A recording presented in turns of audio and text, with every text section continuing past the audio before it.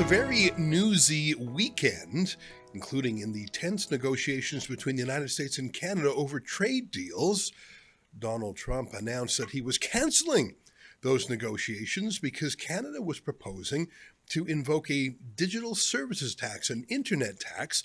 Not just that, but it was scheduled to start today with a massive multi-billion-dollar retroactive tax payable now. Well, this is what Trump and the White House had to say about that. Take a look. Prime Minister Carney in Canada caved to President Trump in the United States of America. And President Trump knows how to negotiate, and he knows that he is governing the best country and the best economy in this world, on this planet. And every country on the planet needs to have good trade relationships with the United States. And it was a mistake for Canada to vow to implement that tax that would have hurt our tech companies here in the United States. The president made his position quite clear to the prime minister, and the prime minister called the president last night to let the president know that he would be dropping that tax, which is a big victory for our tech companies and our American workers here at home. I think that's probably true, but speaking as a Canadian taxpayer who likes the internet, whether it's Twitter or Netflix, it's a victory for me, too. I don't have to pay that tax. Look at that, Donald Trump saving Canadian taxes. The public acknowledgement was done by François-Philippe Champagne. It seems that Mark Carney talks tough, and Minister Champagne is the one who eats crow. But about 20 minutes ago, I'm recording this in the mid-afternoon, Mark Carney did speak to reporters about it. How could he not? It was such an about face. Here's what he said earlier today. Last night, I had a good conversation with President Trump. And we agreed to recommence our negotiations with a view to the 21st of July deadline that we had agreed in. Kananaskis, Minister Champagne and LeBlanc had conversations with their counterparts as well. We've restarted the discussions this morning. Did you get anything in exchange for? We have, to be clear, it's part of a bigger negotiation. It's something that we expected in the broader sense that would be part of a final deal. We're making progress towards a final deal. There's more to be done, to be clear. And as I just said, which answers the translation question, as I just said, is a question of timing in terms of the date for the final negotiations and when the tax was coming into effect. And, it doesn't make sense to collect tax from people and then remit them back. So it provides some certainty. And as I just said, negotiations have restarted. We're going to focus on getting the best deal for Canadians. We're making progress. There's more to do, and we'll keep you updated. The White House says you caved. Is that how it went down? I paid very close attention to what he said there, and I really didn't learn much. I think Mark Carney is the master of saying very little, very slowly, and with a big fog machine there. I wonder if that'll continue.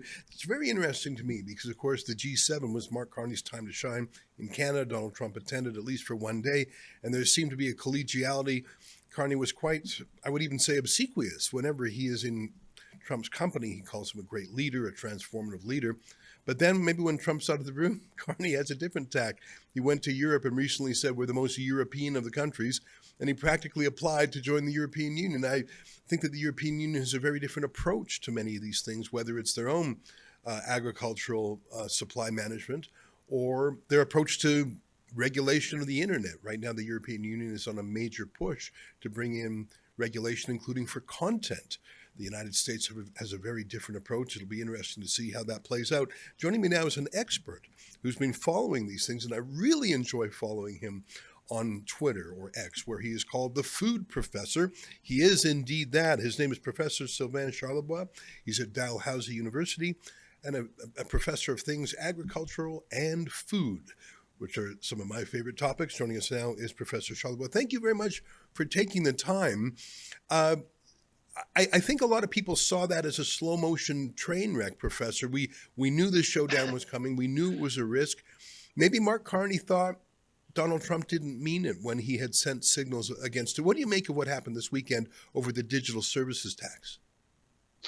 Well, I don't know much about the digital sales tax per se. I only strictly follow the food industry and food policy, but one has to recognize how the timing of rescinding the DST was certainly not ideal. It made Canada probably weaker and not stronger, unfortunately. And I've always been of the mind that when it comes to geopolitics, Canada is not really a good country to deal with its own geopolitical reality. I mean, we don't necessarily understand the orders of things. And let's face it, we are north of the only superpower in the world, and we are really prisoners of our own geography. We can't move Canada geographically. So we have to deal with Americans, whether we like it or not. Mm-hmm. Yeah, I think you're right. And I understand Mark Carney. I understand what he says he's trying to do when he wants to diversify away from that dominant market. I get it, but it's just so dominant. It doesn't, there is no way to offset a loss in America through Europe or even through China. I think the Trump administration is emphasizing its social media platforms. I feel like Trump has sort of done a deal with them to get those companies to become more free speech oriented. And there's a lot of law. I mean, Trump's a deal maker. And I saw a very senior officer for Meta, that's the company that owns Instagram and Facebook, tweet his thanks to Donald Trump. So this is very much a team effort. This huge social media industry, which is dominated by America, having America's backing against trade restrictions, I think that's going to be a pretty powerful force, and I don't think Canada had a chance. The EU might, because they're big and mighty, but Canada never had a chance on that, did we? No, that absolutely. I think you're right. I mean, basically, we needed an American to liberate Canadians when it comes to communications and dealing with some of these platforms. But I do see a parallel between what happened over the weekend and the agri-food sector, to be honest. We've been talking for many years now about supply management, which is essentially a system that restricts production as much as possible.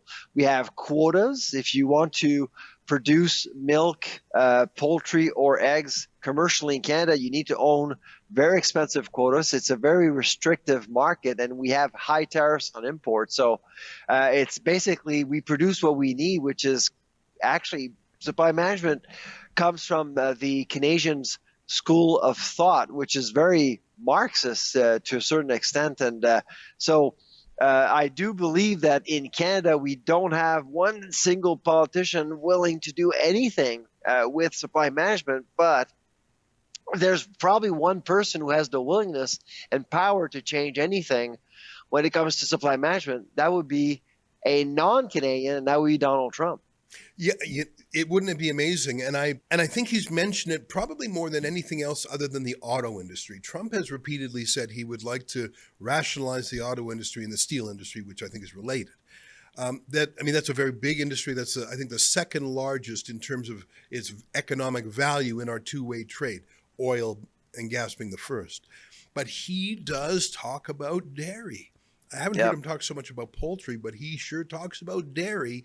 And, I know that it's a very intense lobby. I know both the Liberals and, to be very fair, the Conservative Party of Canada are very deferential to supply management. This might be a showdown. And I don't know how, Trump, when he gets into these dramatic flourishes, sometimes people say, oh, he's just being a showboat or that's just his personality. I think he really means it on this trade stuff. And even if he doesn't, other countries are operating like he means it. What is the likelihood that supply management for dairy, at least, gets out unscathed from these trade talks? Yeah, I mean, the way I see it is as follows. I mean, unlike the DST, I do think that supply management is a non-issue from an economic perspective for both countries, to be honest. They have a lot of dairy on their side, and Mr. Trump is not stupid. He understands that dairy of the SM5, and I would include poultry, broilers, turkey, and eggs. Of the SM5, dairy is probably the one target. Why? Because dairy in Canada is highly uncompetitive. Unlike eggs and poultry, I'd say if tomorrow we end the quota system in Canada, they probably would be able to compete, but not dairy. Dairy would collapse entirely. And that's why I think that Mr. Trump focuses mainly on dairy, which is 80% of cash receipts within the system itself. But I do believe that it's really a non-issue economically because Americans have a lot of dairy in the United States. In Canada, I don't think Canadians would want to exclusively eat and consume American dairy products either. And so, but I do think in principle, it is a really big issue because, I mean, I just came back from Brazil last week and, just talking about supply management in Canada, a lot of people, when they roll their eyes on it and trying to understand why would an industrialized country have a system like that, which is very, very bizarre. It's the only country in the world with a system like this. So I do think as what Trump just did with DST, liberating Canada, we could potentially see an American president liberating Canadians when it comes to dairy marketing, dairy product marketing in general. So I could see Donald Trump seeing himself as the liberator for Canadian consumers, if you will.